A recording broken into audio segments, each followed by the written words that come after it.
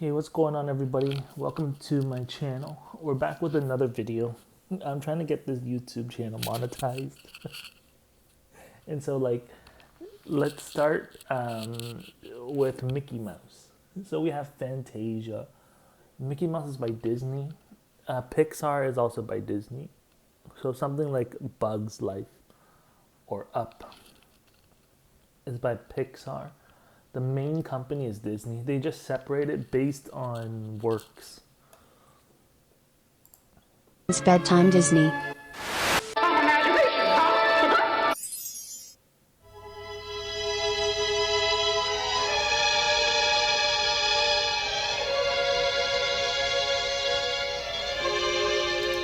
So when I was a baby, I was once told just so many different things. There's no such thing as cringe. Okay, there's no such thing as embarrassing. There's no such thing as saying you're stupid. There's no such thing as saying you're dumb. So as we go through this, it's like, what is embarrassing? If you hang out with somebody and then the smell of decomposing bodies is lingering in someone's hair, then you say, you're so embarrassing. Person says, am I embarrassing? It's like, yeah, you're embarrassing. I mean, embarrassing is when decomposing body, the smell lingers in your hair. Cringe is a set of numbers. So I've been walking around and people are like, is this cringe? And I'm like, how's that cringe? That makes no sense. And then I walk by a license plate that says 193. It's like, I've been trying to go at it for a long time with you. And then I was like, that's cringe. The apartment unit. So I recently bought an apartment unit, and then the person helping me with it, it turns out to be one of the Haynes brothers, you know? So I look at the number, it says, like, you and your family will die. And then I got up from my couch and I was like, wow, that's cringe. So cringe is a set of numbers. So really early on, one of these prophets, they sat me on their lap and said, okay, there's no such thing as embarrassing. There's no such thing as cringe. And then he said, do you want to see cringe? I'm like, okay. Someone dressed up in the number 1 shows up. Someone then dresses up in number 2 shows up. Someone dresses up in number 3 shows up. And then, the number goes up to the thousands. And then that person said, so that is cringe. Cringe is numbers. So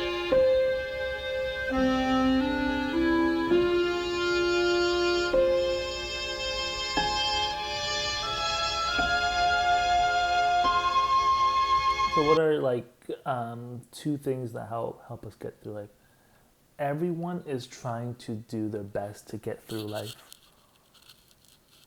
It's to say no one has it figured out. I bet Hikaru, after he closes his stream, he makes 600k on YouTube. He's one of the best chess players. There's so many players in chess now. Before, you used to win 15k for getting third.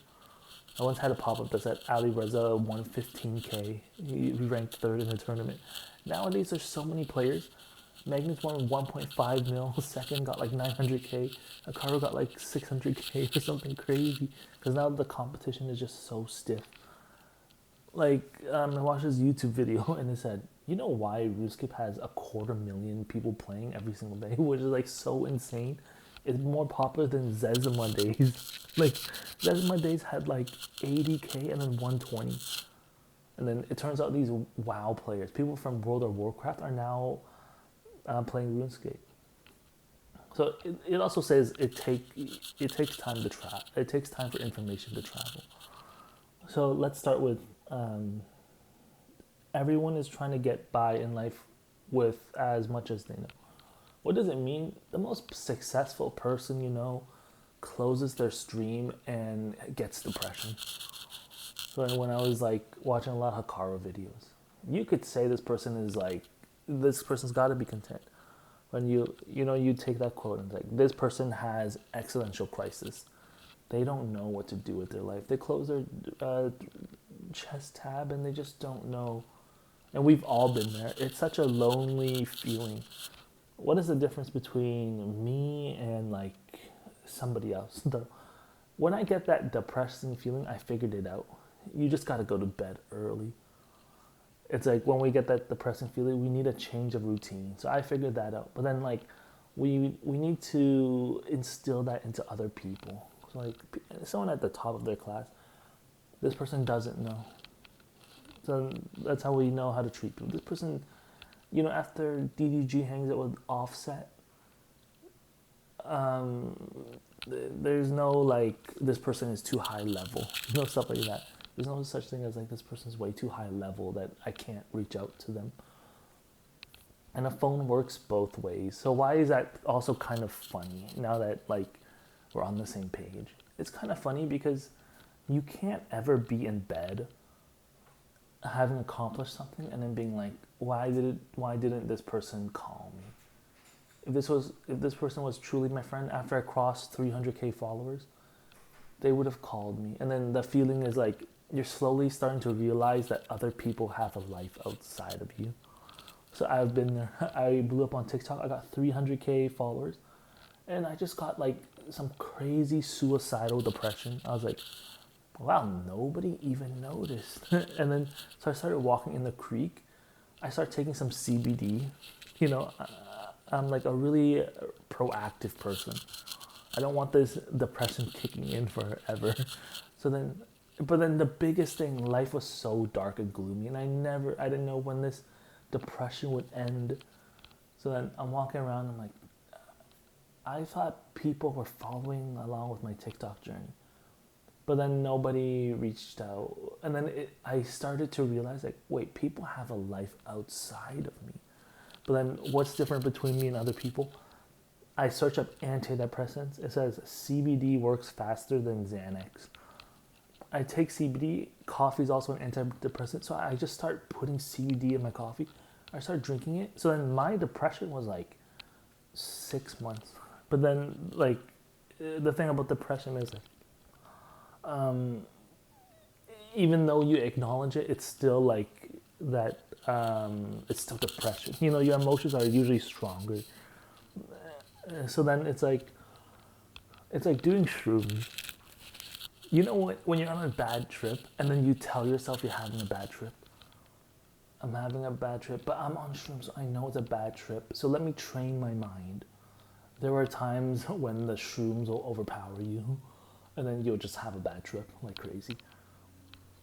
So it's the same thing where it's like, I know why I'm feeling this. I know I'm on antidepressant. I know it's depression, so let me fight it. But depression is just gloomy, so depression wins. But then all I'm saying is, like, when I was really depressed in my life, it only lasted 6 months. I can see how it can last like 14 years if you don't have CBD in coffee. So then people are just trying to get by, just like you. And then the second bucket is what I want for myself, I want for others. And that is how we achieve all our goals. So I once had this person I was teaching, Patrick Terry. He said one of his goals is to save up a paycheck to buy an Xbox 360. So then, what I want for myself, I want to become a manager so that when my office does 70 TSUs,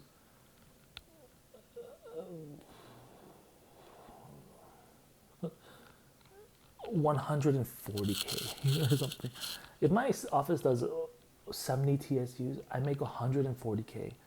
So then how, like, what I want for me, I want for other people. And then instead of trying to get Patrick Terry, the Xbox, I'm trying to get Patrick Terry to have an office that makes 140K.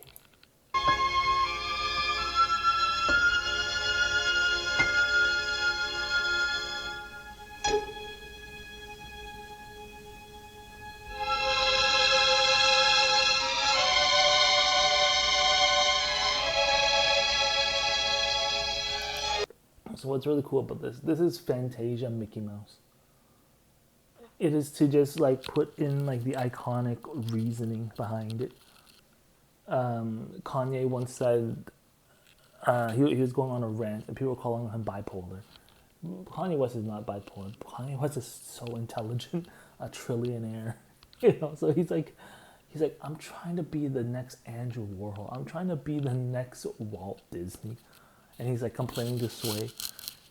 These are some good inspirations, some really good male role models. He's like, I'm trying to be the next Walt Disney. And then Sway is just like, Sway doesn't understand the level he's trying to operate at, So then Walt Disney invented Mickey Mouse. So Walt Disney draws Mickey Mouse, animates Mickey Mouse. This animation is from like 1901. So today is 2025. Then that is where we want to be, like an iconic brand from 1901 that we're operating on like a content level that is like, my content has to have like surpassed Fantasia at least.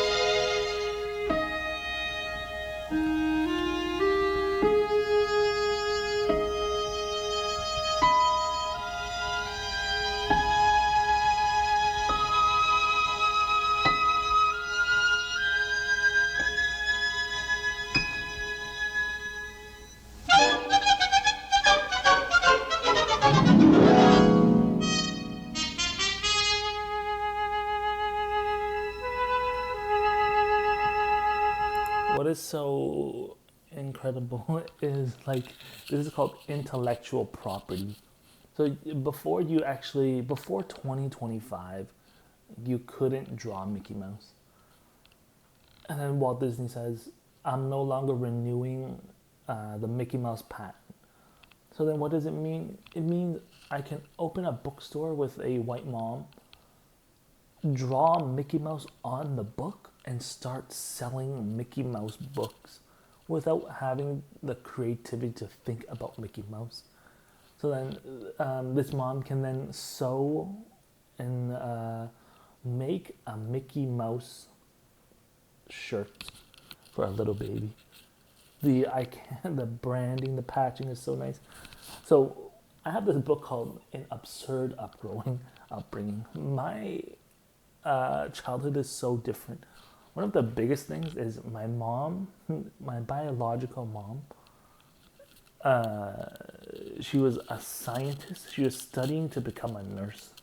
Then she picks me up after school, and then she opens a science textbook. She's reading the mitochondria and stuff. And then, so everything's really colorful. So I've seen like so many different textbooks laid out, many notebooks laid out. And then she's like, where's your homework? Do you want to bring out your homework? And then I bring out my homework from my bag. And then she's like, okay, Mama's going to work on this, and then you work on that. So then while I was coloring my homework, my mom was studying to become a nurse in 15 years. And she said, right now I'm making about 40K, 80K as a scientist. In 15 years, or like 7 years, when I become a nurse, I'll then make $250,000. And she was telling me like, it's important to be rich. And then that is so different because as we know it, back in the day, like 1996, things are not the same as it was. It was dangerous. Back then, you could like take a kid, the police would not know. So somewhere I got tortured, Then the triads, they take me, and then I went from that to then somebody, when I took out my homework, starts smoking cigarettes in the house, and then so all my homework smells bad. I go to school on the first day of school. The teacher pulls out my homework and says, "Why does your homework smell like cigarettes?" And then who knows what happened? Who knows if that English white teacher looked out for me, because it's like a full-grown Chinese man, making a statement, blowing cigarette smoke into English homework, and attacking white people in Canada. So,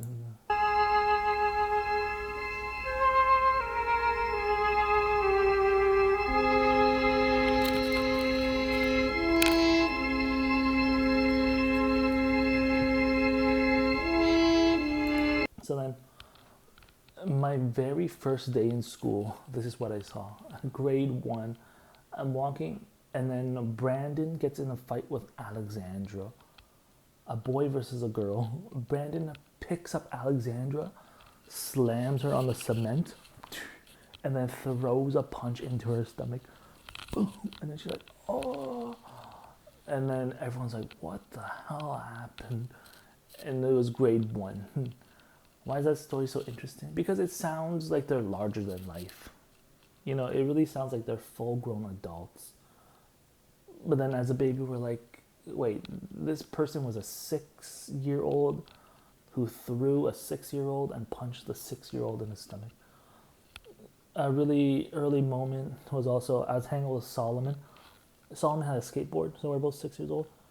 A Chinese lady was walking by, and then Solomon does a kickflip, and then the skateboard goes flying, and then hits the Chinese lady in the back of the foot. And then she turns around and she's like, you pick on me. I knew when I walked by, you young people pick on me. And then it was also so funny because like we're standing there, and then when she walked by, we're like, watch. She has like this really cautious walk that you know she's gonna think younger people are gonna pick on her. So it's just so interesting when she's walking by, like, look, she's judging us already. She thinks we're going to deliberately pick on her. She does a kickflip, the iconic Solomon seal. You pick on me, I knew it, you would pick on me. And then, like, no. But then you kind of gave off that vibe. So then it's like, how do we go through life? You know, it's like I'm sitting here. Look, there's nothing called embarrassing. There's no such thing as cringe. There's no such thing as stupid. There's no such thing as dumb. Stupid and dumb is just saying, like, I know which color party hat is the right color party hat to buy right now. Purple party hat. You go and buy a purple party hat.